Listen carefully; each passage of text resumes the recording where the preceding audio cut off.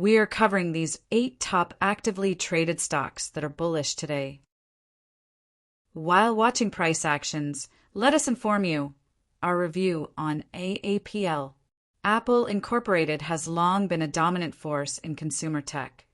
But when it comes to artificial intelligence, it's been a different story. While companies like Microsoft and Google have made aggressive AI moves, Apple's AI rollout, dubbed Apple Intelligence, has been sluggish.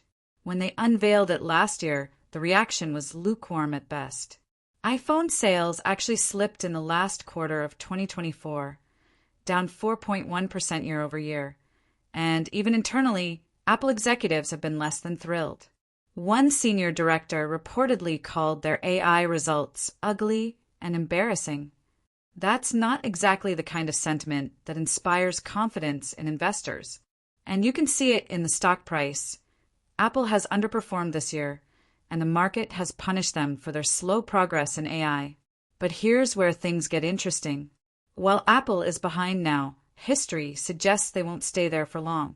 They weren't the first to embrace smartphones or wearables either. Yet they still came out on top by perfecting the user experience. Analysts are already betting on a similar trajectory for AI. Big names like UBS, Jefferies, and Wedbush agree that Apple Intelligence won't make huge leaps in the next 12 months. Even with the iPhone 17 launch later this year, expectations for groundbreaking AI advancements are low. But beyond that, the long-term growth potential is massive. The AI-powered virtual assistant market is projected to grow at an annualized rate of 26% through 2033, and Apple is in a prime position to capitalize once they get their AI experience dialed in. That's why analysts are still bullish on Apple stock. The current 12-month consensus price target sits at $253.71, which is about 15% higher than where the stock trades today. And most analysts rate it as at least a buy. Investors are waiting for a clear signal that Apple's AI strategy is turning the corner. The problem? Once that moment arrives, the stock will likely move fast. Apple's strength has always been in seamlessly integrating new technologies into its ecosystem and making them indispensable to consumers. Once they figure out how to do that with AI, whether it's through Siri on-device intelligence or new AI-driven features across their hardware and services, the market could shift dramatically. The challenge for investors is spotting the turning point before the stock takes off. Right now, it's a waiting game. But if Apple's history is any indication, the AI story isn't over, it's just getting started. Our review on CORZ. CORZ Scientific Incorporated has been making waves in the Bitcoin mining space, and today's 3.28% jump reflects growing confidence in its operations. As one of the largest providers of digital infrastructure for crypto mining and high-performance computing, CORZ Scientific plays a crucial role in powering the Bitcoin network. The company not only mines Bitcoin for itself, but also offers hosting services to other miners, leveraging its 8 operational data centers across the U.S. With Bitcoin prices remaining strong and institutional interest in crypto heating up, companies like CORZ Scientific are well-positioned to benefit.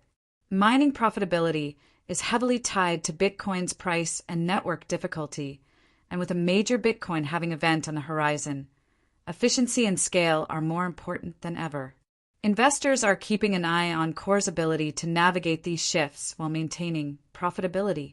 The stock has had its ups and downs, but today's move suggests growing optimism around its ability to capitalize on the current market conditions. Whether this momentum continues will likely depend on Bitcoin's trajectory and CORZ Scientific's ability to optimize its operations in an increasingly competitive mining landscape. Our review on RIG. Transocean Ltd, a heavyweight in offshore drilling, saw its stock climb 2.48% today, signaling renewed investor confidence in the company's role in the energy sector.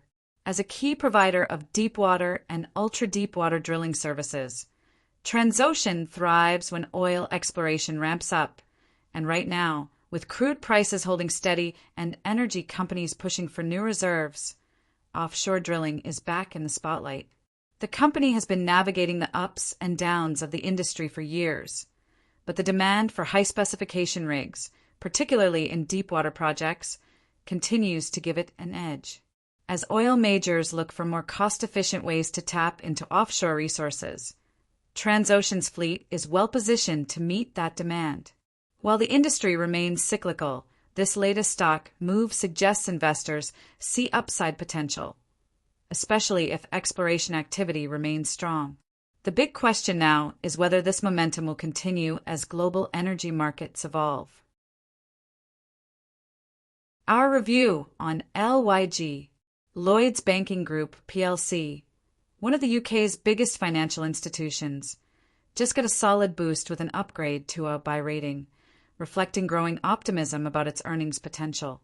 The stock edged up 1.04% today, and that momentum could continue if analysts are right about its improving financial outlook. This upgrade comes as earnings estimates for Lloyds are trending higher, always a strong signal that the business fundamentals are looking better. And in banking, where stability and predictability matter, an upward revision in earnings forecasts tends to draw more institutional investors into the stock. That means potential buying pressure that could drive the share price higher in the near term. Lloyds has long been a pillar of the UK's banking sector, serving both retail and commercial customers with everything from mortgages and loans to business banking and wealth management. While the broader economic environment plays a big role in its performance, this latest rating boost suggests that analysts see resilience in Lloyds' earnings, even with ongoing macroeconomic uncertainties. The big question now is whether this shift in sentiment turns into a sustained rally for the stock. If Lloyds can continue to improve its financial performance and keep analysts bullish, this could be a sign of more upside ahead. Investors looking for exposure to a stable, income-generating financial stock might want to keep an eye on this one. Our review on RGLS, Regulus Therapeutics Inc, a clinical-stage biotech company focused on microRNA targeting drugs, just saw its stock rocket up 16.28% today, and for good reason. The company released some highly encouraging Phase 1b data for its investigational kidney disease drug, farabursen, RGLS 8429, and the results are turning heads. In the latest study, patients with autosomal dominant polycystic kidney disease, ADPKD, a genetic condition that leads to cyst growth and kidney failure, showed a significant mechanistic response after 3 months of treatment. Essentially, the drug seems to be slowing the progression of the disease by reducing cyst growth, which is a major win for both patients and investors. Compared to historical placebo data, farabursen-treated patients actually saw a reduction in kidney growth rates, which is exactly what you want to see in a drug tackling a disease like this. This kind of data is a big deal in biotech because it signals real potential for farabursen to move into later stage trials, and if all goes well, eventual commercialization. The market clearly took notice, with shares surging today and Wells Fargo upgrading the stock to overweight while doubling its price target from $3 to $6. For investors, this is one of those moments where early clinical success could translate into long-term value. Of course, biotech stocks can be volatile, especially in the clinical trial phase, but a positive readout like this gives Regulus strong momentum moving forward. Now, the focus shifts to what's next. Will further trials confirm these promising results? If so, this could be just the beginning of Regulus's climb. Our review on HTZ, Hertz Global Holdings Inc, the well-known vehicle rental giant behind brands like Hertz, Dollar, and Thrifty, just saw its stock absolutely take off, up a massive 22.61% today. And it's all thanks to a surprising twist in U.S. trade policy. So here's what happened. President Trump just slapped a 25% tariff on imported vehicles, which could send car prices soaring. That's bad news if you're looking to buy a new BMW or Mercedes. But for rental companies like Hertz, this could be a huge win. If new cars become too expensive, more people might decide to rent instead of buy, especially casual drivers, tourists, and even businesses that don't need full-time fleets. Investors clearly see the opportunity, and the stock just went full throttle. But let's not forget, Hertz hasn't exactly had an easy ride. The stock was down nearly 50% over the past year, hurt by weaker-than-expected demand for electric vehicles, higher maintenance costs, and a rough time trying to offload its EV fleet, including a ton of Teslas. On top of that, it's been a favorite target for short sellers, with about 15% of its shares in short positions. And when a stock with that much short interest suddenly spikes, you get what's called a short squeeze, where traders betting against it are forced to buy back shares to cover their losses, pushing the price even higher. That's likely part of today's massive rally. So what's next? If tariffs really do push car prices up, Hertz could see a steady boost in rental demand. It might even help with fleet depreciation, since fewer new cars on the market means used car values could hold up better. But of course, this all depends on how long these tariffs stick around and whether consumer behavior actually shifts toward rentals. For now, though, Hertz investors are enjoying the ride. Our review on CLF. Cleveland-Cliffs Incorporated, a major player in the steel industry, especially when it comes to supplying North America's auto market, just made a tough call. They're temporarily shutting down parts of their Dearborn, Michigan plant. And the reason? Weak auto demand. Now, you'd think a plant closure and 600 layoffs would send the stock down. But nope, CLF actually ticked up 2.08% today. Why? Because this isn't necessarily about cutting production. Instead, it's more of a strategic shuffle. The company is idling this plant, but planning to fire up its Cleveland C6 blast furnace, which has been sitting idle. That means they're shifting production to a more efficient setup rather than outright reducing output. Investors seem to like the move, especially since management has framed it as a way to streamline operations rather than a sign of deeper trouble. This isn't the first time Cleveland-Cliffs has hit the brakes lately. Just last week, they temporarily shut down 2 iron ore operations, which, combined with the Dearborn plant, means about 1,200 jobs, or 3% of their workforce, are on pause.